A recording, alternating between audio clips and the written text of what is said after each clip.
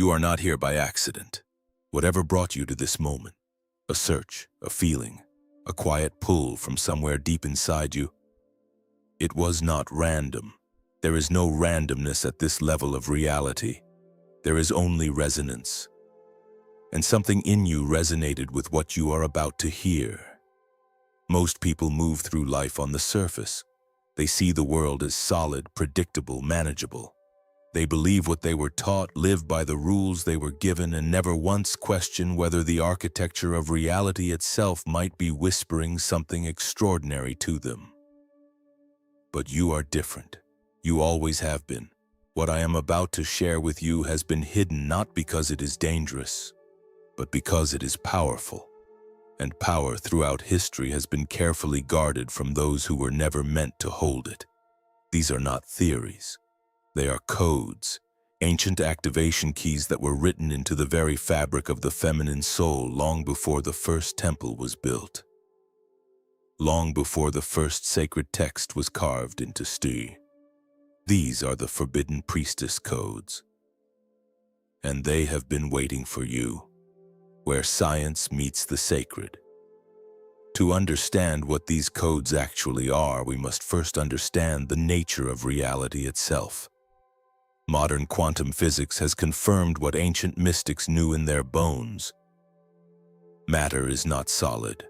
At the subatomic level, what appears to be a physical object is, in truth, a field of vibrating energy, a probability wave that collapses into form only when observed.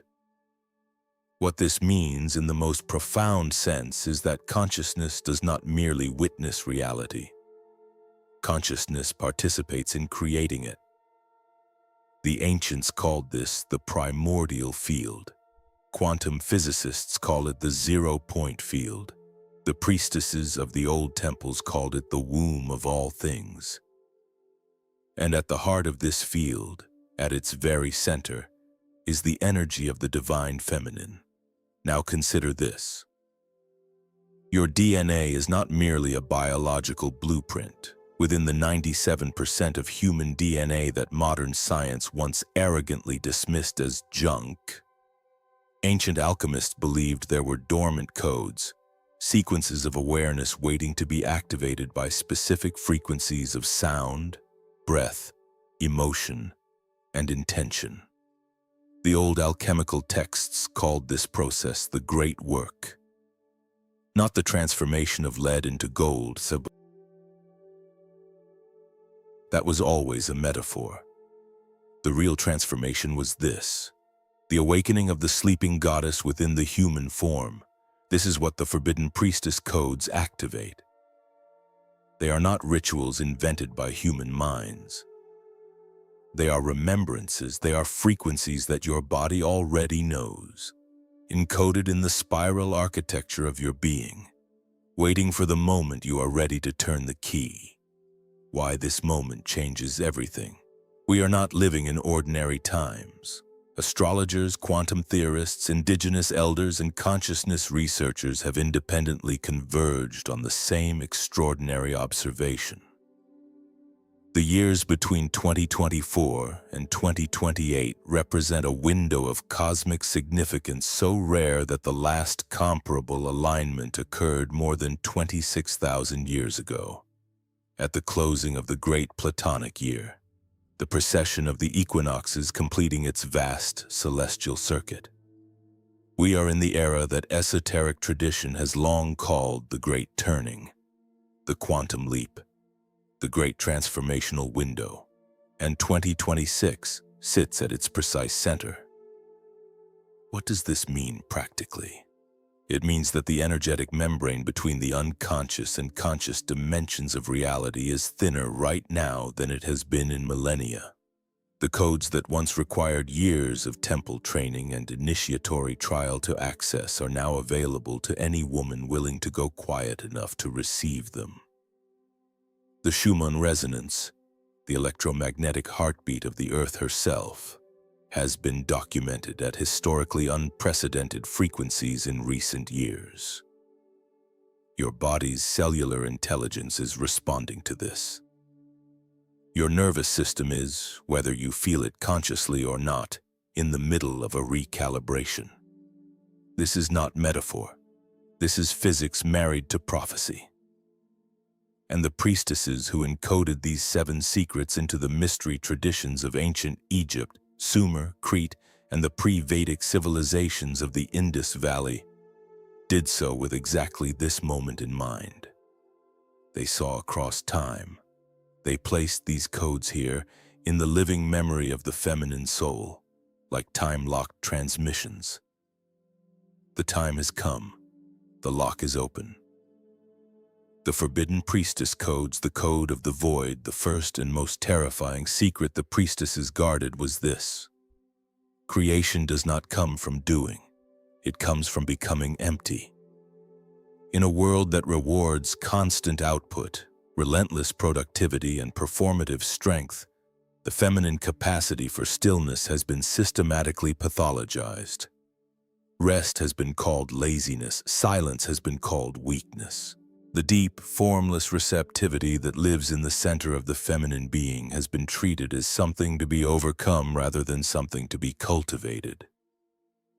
But the quantum field, the zero-point field itself, is described by physicists as a state of infinite potential existing within perfect stillness. Before a wave collapses into a particle, before probability becomes form, there is a moment of complete openness. The void is not absence. The void is everything held in suspension. In the body, this corresponds to the vagus nerve, the great wandering nerve that carries signals between your brain and your visceral organs. When you drop into deep stillness, the parasympathetic nervous system activates. The vagus nerve tones, and your body enters what researchers call the coherent state. A condition in which the electromagnetic field generated by the heart expands, brainwave patterns synchronize, and the body becomes extraordinarily receptive to subtle energetic information. The priestesses cultivated this state through hours of silent sitting, deep diaphragmatic breath, and sacred darkness. They called it the first descent, going down before going up, emptying before filling. This is sacred key 1. You must learn to receive before you can transmit. The code of the living water. In virtually every ancient tradition, water is not merely a physical substance. It is a memory carrier, a consciousness medium. Dr. Masaru Emoto's controversial but visually stunning work demonstrated that water crystals form in geometrically coherent, beautiful patterns when exposed to love, gratitude, and harmonic music, and form in fractured, chaotic patterns when exposed to fear, hatred, and dissonance. The human body is approximately 70% water, which means you are 70% a living record of every emotional experience, every thought pattern, every energetic environment you have ever been immersed in. The priestesses of the ancient temples practiced water rites not as superstition but as a technology of cellular reprogramming. They spoke to water, they blessed it, they held it against their hearts and infused it with intention before drinking it, before bathing in it, before offering it on the sacred altar. Biologically, this corresponds to the practice of emotional coherence, what heart math researchers describe as a synchronized state between the heart, brain, and autonomic nervous system. When you enter coherence, the neuropeptides and hormones released into your bloodstream create, quite literally, a different biochemical environment for your cells to live in. You are bathing your inner world in a different quality of water. Sacred key. 2. Speak to your body as if it is sacred water, because it is. The code of the serpent fire. In the yoga traditions of ancient India, in the alchemical manuscripts of medieval Europe, in the Ophite mystery schools of early Alexandria, across thousands of years and thousands of miles, the same symbol appears. The serpent rising through the spine, the kundalini, the Ophidian current, the dragon force. The priestesses called it the living fire of the goddess, and they understood it not as a metaphor, but as a biological reality. A dormant electrical potential coiled at the base of the spine, in the sacral and root energy centers, waiting to be awakened and drawn upward through the body's central channel. Modern neuroscience now describes the human nervous system in ways that would have been deeply familiar to these ancient women. The spinal cord as the central axis of consciousness. The autonomic nervous system branching like a serpent's body from this central column. The brainstem, our most ancient neural architecture, processing reality before our higher cortex ever gets involved. The forbidden code here is this. Most women have been trained to hold their life force energy in the upper body, in the mind, in the heart, in the throat. They are top-heavy in their consciousness, but the real generative power of the feminine lives lower, in the belly, in the womb, in the sacral center 2 inches below the navel. Sacred Key 3. Bring your awareness home, down into the body, down into the sacred darkness of the pelvic bowl where the serpent fire sleeps, and breathe it awake. The code of the mirror world, the hermetic maxim, as above, so below, as within, so without, is one of the oldest philosophical principles in recorded human history. It appears in the Emerald Tablet attributed to Hermes Trismegistus in the Kybalion, in the Upanishads, in the Gnostic Gospels. But the priestesses who carried this code understood its implications at a depth that most modern spiritual teachers still have not fully grasped. The outer world is not a separate reality that you are navigating. The outer world is a continuous real-time holographic projection of your inner world, not metaphorically, functionally. Every pattern in your relationships is showing you something alive in your unconscious. Every obstacle in your outer life is a crystallized belief in your inner architecture. Every person who triggers you is holding up a mirror to a part of yourself that is asking, with sometimes uncomfortable urgency, to be integrated. Quantum physics calls this the observer effect. What you expect to see, you see. What you believe is possible becomes the probability that collapses into your experience. The priestesses called it the mirror world, and they worked with it consciously, rigorously, and without flinching. Biologically, this is rooted in the reticular activating system, the neural filter in your brain stem that decides out of the billions of bits of information available to your senses at any moment, which ones reach your conscious awareness. Your beliefs literally determine what your brain allows you to perceive. You are always, always, always seeing the world through the lens of what you believe about yourself. Sacred Key 4. When you want to change your outer world, stop pushing against it. Turn inward, find the belief, find the story, find the place in your inner mirror where the distortion lives, and polish it clean. The code of sacred wounding. This is the key most people want to skip. This is the one the ego whispers is unnecessary, already handled, old news, dealt with in therapy, moved past, healed. The priestesses knew better. In every initiation tradition, there is a descent, an ordeal, a dying before the rising. The mythologist Joseph Campbell called it the belly of the whale. The alchemists called it the nigredo, the blackening, the dissolution, the necessary death of the old form before the new can emerge. The wounded places in you, the betrayals, the abandonments, the moments you were shamed for being too much or not enough, the times the world told you your gifts were a problem. These are not obstacles to your awakening. They are the precise geography of your initiation. The Sumerian myth of Inanna's descent into the underworld is one of the oldest stories on Earth. Inanna, the Queen of Heaven, strips herself of every symbol of power at each of the 7 gates as she descends to meet her shadow self, her dark sister Ereshkigal. She arrives at the deepest place utterly naked, utterly stripped, and she is killed. She hangs on a hook in the darkness for 3 days, and then she rises, transformed, integrated, whole. Biologically, the healing of deep emotional wounding involves a process called neuroplasticity-driven reconsolidation, the brain's capacity to revisit and rewrite traumatic memory traces when they are brought back to conscious awareness in a state of sati and presence. The wounding is not erased. It is alchemized. It becomes wisdom. It becomes compassion. It becomes the specific medicine that only you, with your particular wound, can offer the world. Sacred Key 5. Your wound is not your weakness. It is your initiation. It is the door, the code of divine timing.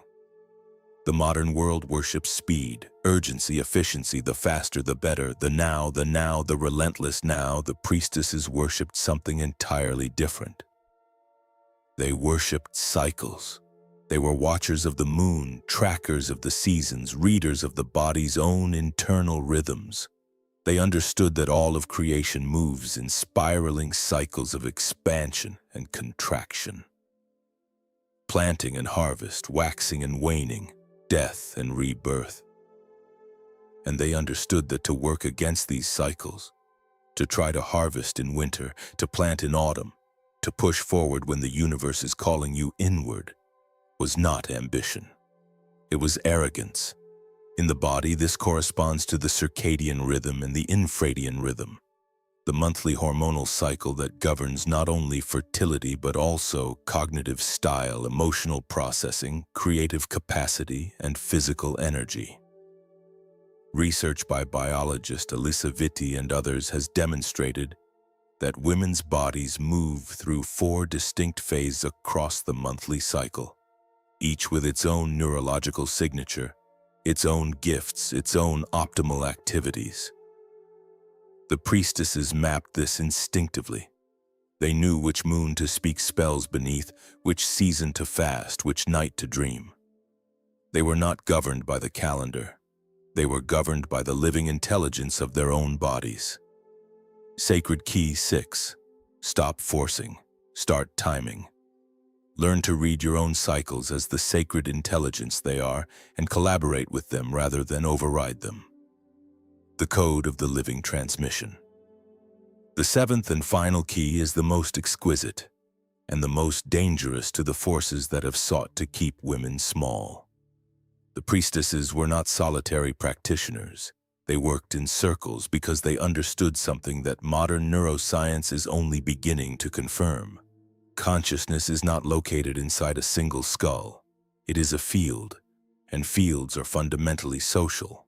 When 2 or more coherent nervous systems enter into resonance, into heart coherence, into shared intentional awareness, the field they generate together is exponentially more powerful than the sum of its individual parts. This is why the suppression of women's circles, women's covens, women's mystery schools and temples was not incidental to the project of patriarchal control. It was central to it, because a woman alone can be managed. A woman in a field of sovereign, awakened women, generating a shared electromagnetic field of coherence and intention, is genuinely ungovernable. The Human Genome Project has identified mirror neuron systems so sophisticated that we now understand the human nervous system is designed for resonance, designed to literally entrain to the emotional and physiological state of those around us. When you sit in circle with women who have activated their codes, your codes activate in response. This is not magic. This is mirror neurons. This is field coherence. This is the technology the priestesses understood and the thing that still to this day makes the powers that be most uncomfortable. Sacred Key 7. Find your circle, or build it. You were never meant to do this alone. The ritual. The 7-breath priestess activation. What I am about to offer you is drawn from the oldest breath practices of the temple traditions. Simplified for the world you live in, but no less potent for its simplicity. You can do this now, exactly where you are. Begin by finding a comfortable position, whether sitting or lying down. Allow your hands to rest with your palms facing upward, the ancient gesture of receptivity, the posture of one who has come to receive rather than to control. Close your eyes. Draw your awareness down out of your head. Let it sink through your throat, through your chest, through your belly, and come to rest in the very center of your pelvic bowl, that deep, dark, warm center of your feminine being. This is where the goddess lives in you. This is where the serpent fire sleeps. This is your first home. Now take the first breath. Draw it all the way down into this place. Feel your belly expand. Feel your pelvic floor soften and open. Hold the breath at the top for just a moment. And release it slowly with the sound of a quiet, soft sigh. A sound of letting go. This is the breath of the void. You are activating the first code. Take the second breath, and as you breathe in, imagine the breath as liquid light, warm, golden, luminous. Imagine it filling every cell of your body the way water fills a vessel. Hold and release. Feeling the emotional residue of the day, of the year, of every moment you were ever told you were too much, dissolving into the exhale. This is the breath of the living water. You are activating the second code. Take the third breath, and on the inhale, draw the breath as if drawing it up from the very center of the earth, from the root of the world, through the soles of your feet, up through your legs, up through the center of your body, coiling upward through your spine. Hold this breath and feel the warmth of it, the aliveness of it, and release. This is the breath of the serpent fire. You are activating the third code. Take the fourth breath, and as you breathe in, set this intention silently. I am willing to see what I have not been willing to see. Hold, and as you release, let whatever has been hidden in your inner mirror surface without judgment. This is the breath of the mirror world. You are activating the fourth code. Take the fifth breath, and breathe in directly into whatever place in your body carries the oldest ache, the place where the wound lives. Do not avoid it. Breathe into it. Hold the breath there with tenderness, as if placing a warm hand on that place. And release with the exhale the story that the wound became. This is the breath of sacred wounding. You are activating the fifth code. Take the sixth breath, and as you inhale, feel the breath as a perfect wave, cresting, full, complete. Hold it at the height of the crest, and then release it like a tide drawing back from shore. Unhurried, trusting the rhythm, surrendering to the timing of what is already in motion. This is the breath of divine timing. You are activating the sixth code. Take the seventh and final breath, and this time breathe it out into the world around you. Exhale it as an offering, as a transmission, as a thread of light connecting you to every woman who has ever done this breath in a temple, in a forest, on a hillside, in the darkness of an initiation chamber. You are not alone. You have never been alone. The circle spans time itself. This is the breath of the living transmission. You are activating the seventh code. Now rest here for a moment. Feel what has shifted. Something has changed in the field of your body. It may be subtle, a warmth, a tingling, a sense of quiet power, a tears at the edge of your eyes feeling that you cannot quite name. Whatever you feel is the correct experience. There is nothing you should be feeling other than what you are actually feeling. This is the work. This is the real work, not the striving, not the achieving. This the conclusion, the invitation. The codes are now active, but activation is only the beginning. These keys require practice, integration, embodiment. They must be lived, not merely understood. Your mind received them today. Your body must confirm them over time, through repetition, through application, through the living experiment of your actual life. I want to invite you to do two things. First, in the next 24 hours, choose one of the 7 codes that struck you most deeply. the one that created the strongest response in you, whether that response was resonance or resistance, because both mean the same thing. Choose it and sit with it. Ask your body what it knows about this code. Write down what comes. Do not filter it. Do not edit it for sense. Just let the priestess intelligence in you speak and transcribe it. Second, if your experience today confirms something you have always known at a level deeper than words, if you recognized yourself in these codes, if something in you exhaled for the first time in a long time, if you felt less alone in your knowing than you have in years, share this with another woman who is ready. The circle cannot be built by one woman alone. The seventh code requires you. Everything you are looking for is not out there, somewhere, waiting to be found. It is already encoded in you, in the ancient architecture of your feminine soul, in the spiral language of your very being. The priestesses did not create these codes, they remembered them, and now so have you.